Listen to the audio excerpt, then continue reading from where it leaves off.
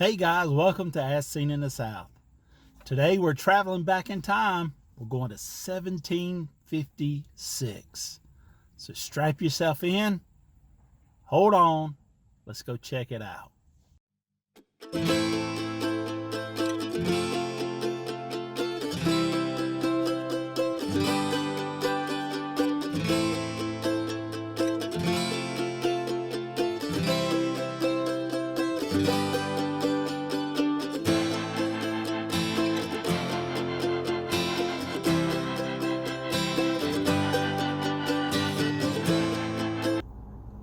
Hey guys, so today Vicky and Grayson and myself are checking out Fort Dobbs. Fort Dobbs was built in 1756 and it served this community for many years. The fort was abandoned in 1768 or somewhere along in there. It was rediscovered in 2005, and just recently, in the last 3 years, it was reconstructed. I do in part to the friends of Fort Dobbs. But Fort Dobbs was built in the PD Catawba River area basin right outside of Statesville, North Carolina. And it served as a fort. It was a place of protection for the citizens of this community. It was also a gathering place, a place of commerce where the folks would come and trade and just share one another. There was a major battle with the Cherokee here, and soon after that battle, the fort became abandoned. I think it even was burnt down.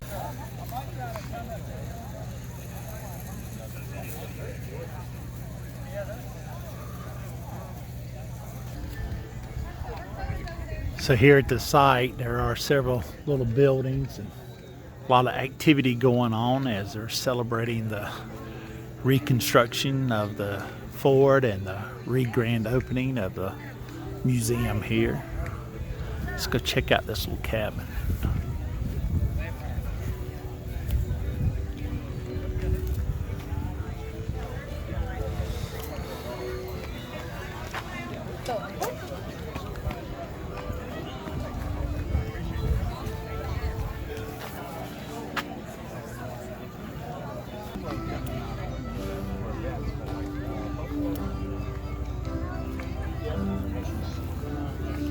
But I can use it like I've got a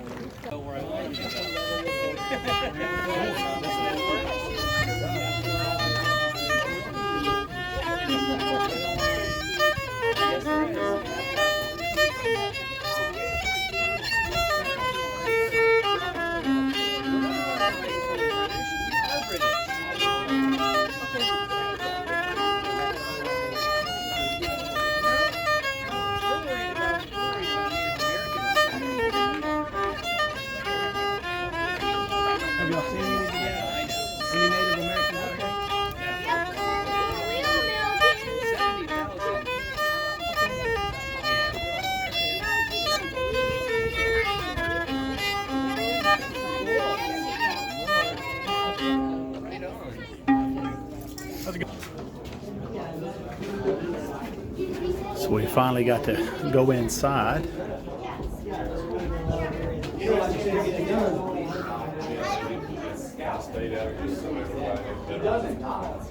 Like I said,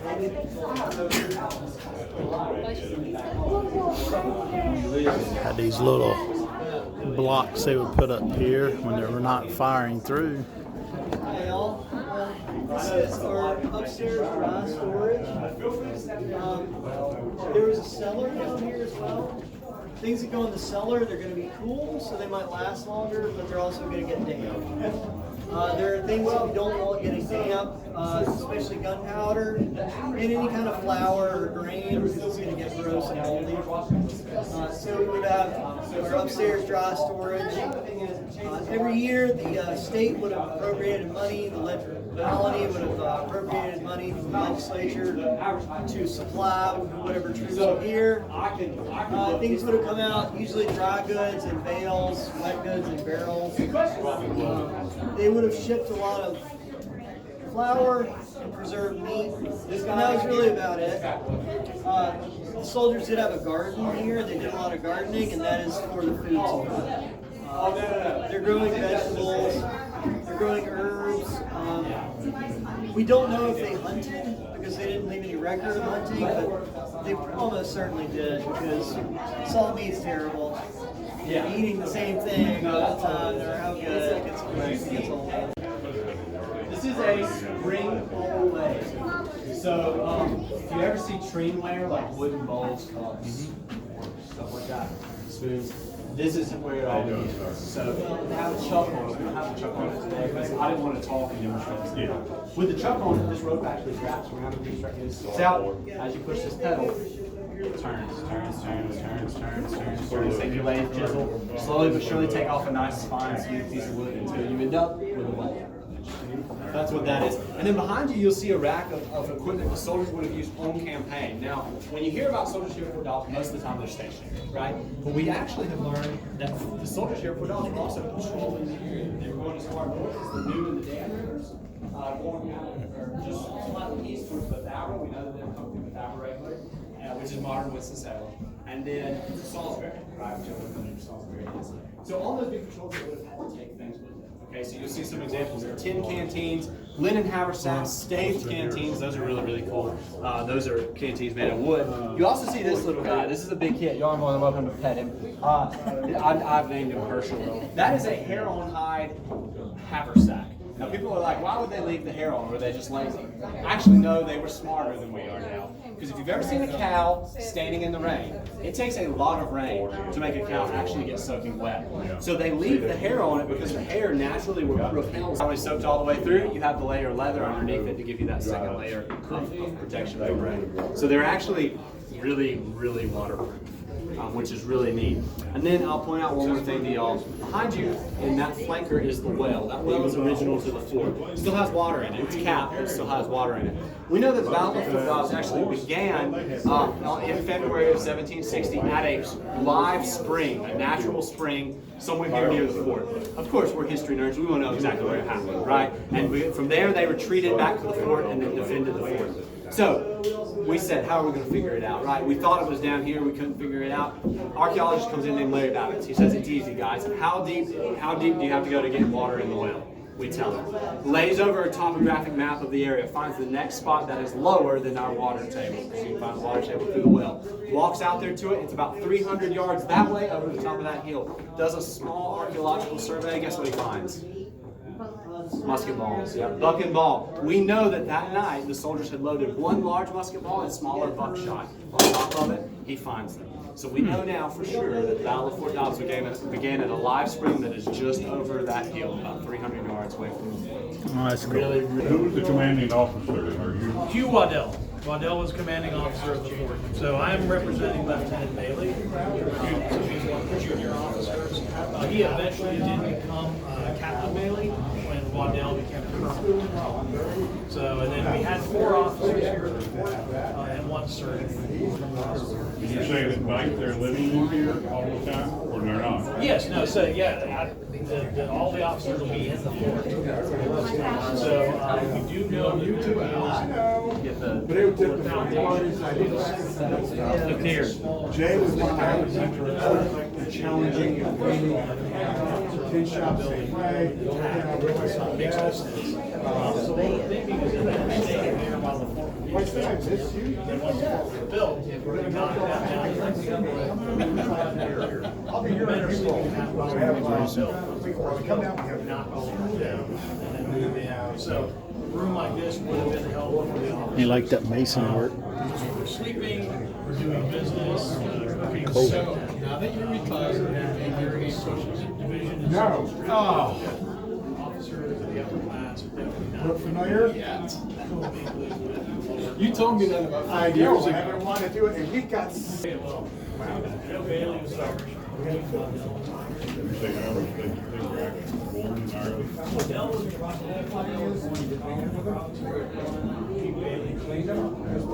just like you, Doc, Authur Dobbs. And so we were. We have this skilled labor. You know, you probably had a job or a trade before you entered or joined the service. You probably weren't very good at it, which is why you're joining it. But you're at least familiar with it. Now, a large portion of these North Carolina men are probably farmers. The next large portion will probably work some sort of wood, whether they're carpenters, turners, or joiners. Probably the next common trade after that is going to be tailors, followed closely by cord weavers. Those would be shoes. So these men are not necessarily making the clothes for the provincial services, but they are helping fit them and tailor them. So these uniforms are coming in about 3 standard sizes in the 18th century. So small, medium, large. If you don't fit into it, it's going to be the tailor's job to make those adjustments. You know why the pipes were so long? Sounds. Because at the end, tar would build up in them, and when they would get clogged, they would snap a piece of it off. Come up with 3 standard sizes that would fit most of them. And with a little bit of adjustment could be done. Would you like to sleep in one of those bunks?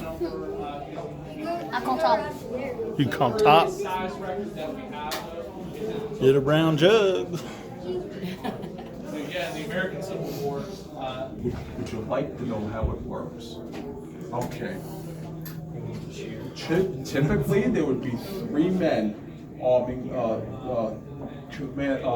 operating this gun.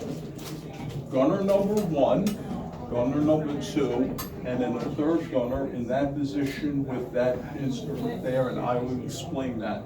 And gunner number 1, he's going to make sure at the first shot that the gun is safe to fire, meaning that had it been fired before, there is no burning embers or anything inside the tube, because if they go and put more gunpowder in, of course it's going to go off prematurely. Someone inside fort is going to be hurt.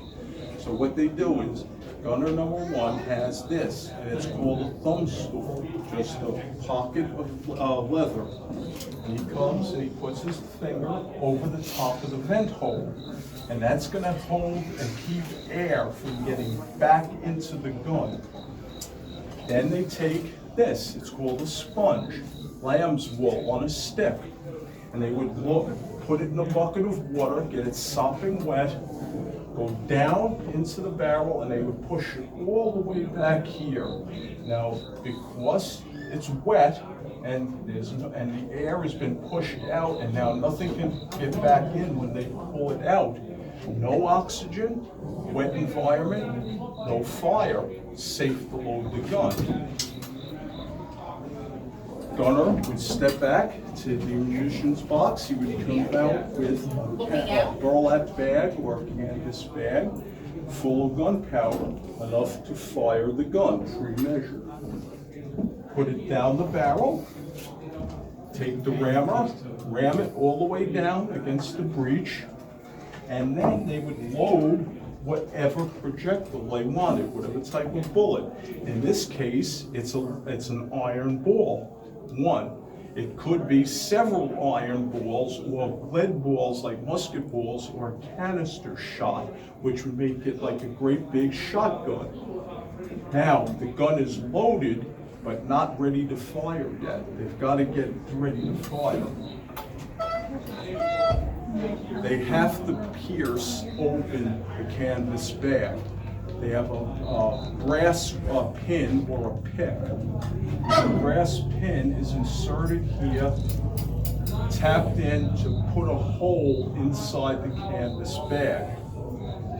Brass against brass, or brass against the iron guns that Fort Dobbs, no chance of spark. If it was iron against iron, you could have a spark, and again, the gun could go off, so that's why they're brass. Then they take out a priming charge, which is similar to what we use to load our muskets. Rip it open and pour gunpowder directly down the hole and mound it over the top, so there'd be a big pile of gunpowder up here. Then the master gun, or the sergeant, whoever's in charge of the gun team, he would have this called linstock. The rope is called slow match. It's rope that's treated with potassium nitrate. When you light it, it glows red hot and bright red. It's just like a burning ember. He would advance to the gun. One of the gunners would aim it, and he would come down with his match, touch it to the top of the gunpowder, light it off, gun would go off, and then they would have to go through all of the steps I just talked about to load the gun one more time, adding one step this time. Muskets.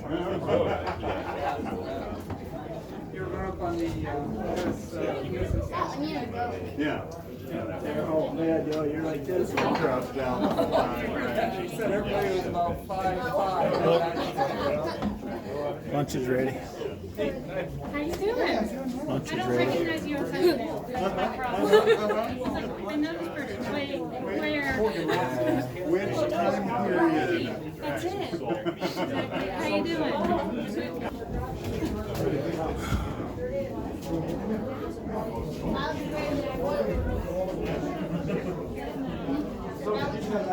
They're oil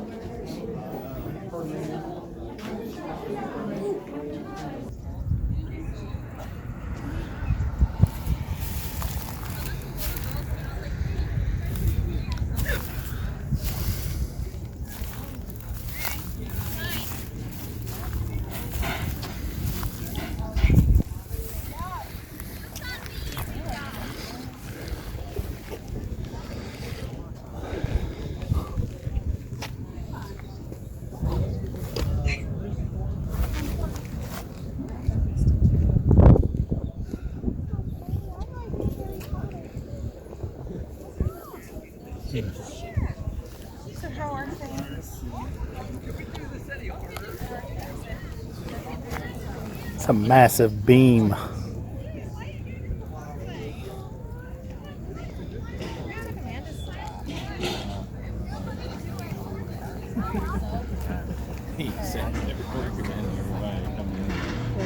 Yeah. Yeah, sometimes it you can't.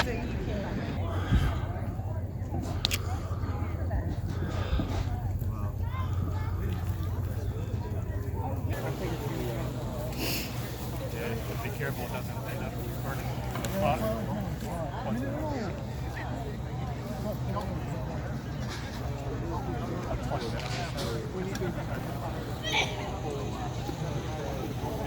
Oh, it's cheaper.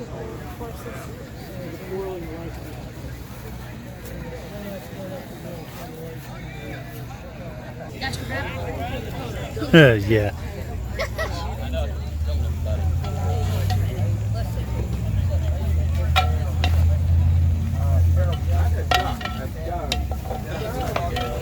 Doug is like a pigeon. Do a big restock this evening. What we do. Get ready for tomorrow. Okay.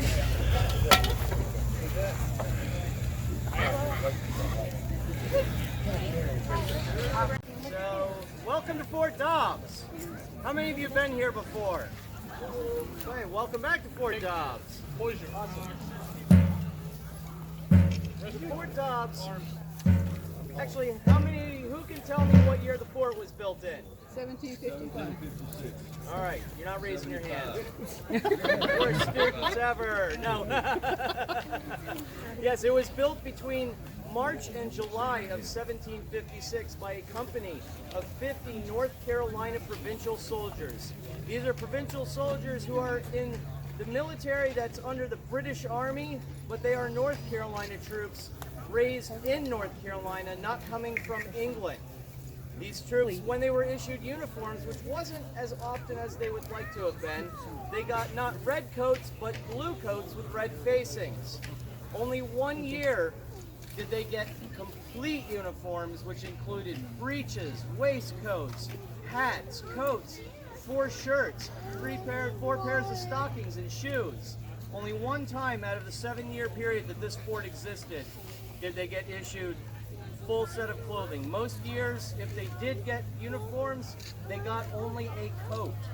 That's why every single one of the soldiers up here in the blue coats, everybody's got kind of a mishmash of other clothing on. North Carolina was an incredibly poor colony. It was so poor they couldn't even provide their soldiers with weapons without assistance from England. Does anybody, before we go any further, have any questions about where North Carolina troops came from and the clothing?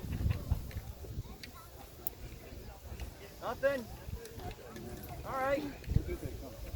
North Carolina. We're going to walk through the firing evolution. These are the slow steps to loading and firing a musket in the 1750s. These guns are a flintlock gun. That means it fires by the action of a flint held in the jaws of what's called a cock and striking a hammer. It creates a shower of sparks that goes down the barrel and sends the powder exploding. Take care to perform the firing exercise. Join your right hand to your firelock. At this point, the men are grasping their firelocks to get into position to load it. Now, this is slow, but this is a training evolution. In the field, they would be loading much, much faster. They're going to be firing 3 to 4 aimed rounds a minute. Of course, if you're doing it this slow, it's not happening, is it? Uncapped cartridge. So the men are reaching into their cartridge box and they're grabbing a cartridge. It's a piece of paper with a musket ball inside and a measured amount of black powder, typically 120 grains. And they've ripped the top off of it so they can expose the powder to pour it into their guns. Prime pan. They're priming the flash pan. This is the pan that holds the powder, which sends a charge into the barrel to ignite the round. Shut pan. And that keeps the powder from falling out. Charge with cartridge. Now they're taking the cartridge and with the powder side down, they're stuffing it all the way into the barrel.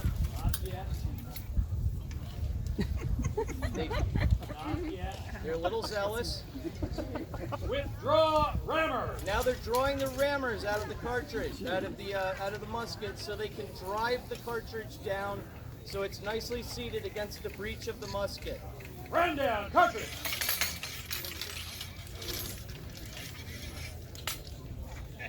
Because you need to use the ramrod a couple times, you have to be able to put it away too. Return rammer. Gildear, fire. Now the men's guns are ready to fire. The commands that will be given do not do it. The commands that will be given will be cock your firelock, present, then fire. Where's the company? Actually, you want to just take command and have them both left wheel. Hello, company. Left wheel. Mark.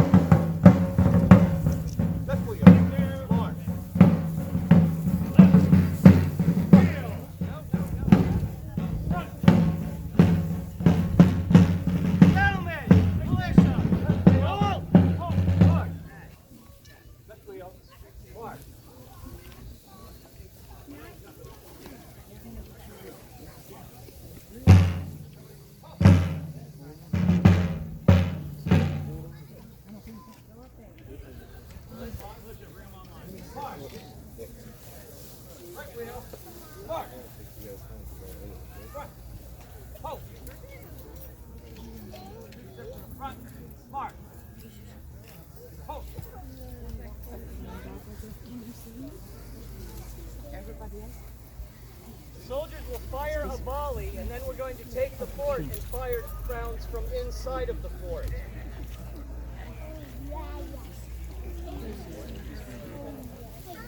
I want to get on scale. Rizzo, Priman, low! Now they're going through the firing evolution quickly. You see, this will go much faster than the slow training evolution they did.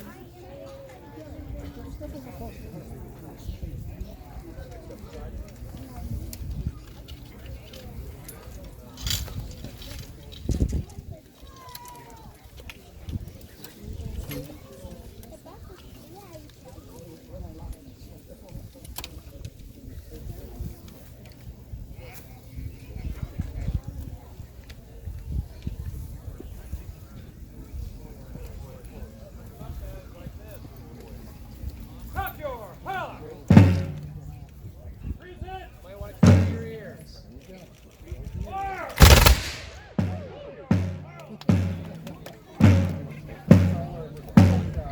Well, guys, that concludes our tour of Fort Dobbs and the various exhibits. We hope that you enjoyed this video, and we hope you learned a little bit about the history that took place right here at this historic site in the mid-1700s. Grayson, what'd you think about it? I think it was a very fun thing to do because I'm learning about how my ancestors would fight in the war. It was very cool. It was very cool. It was very interesting. I enjoyed every bit of it. Well, if you like this video, give it a thumbs up. And if you haven't done so already, go ahead and subscribe. And then leave us a comment or two. We'll be glad to interact with you that way.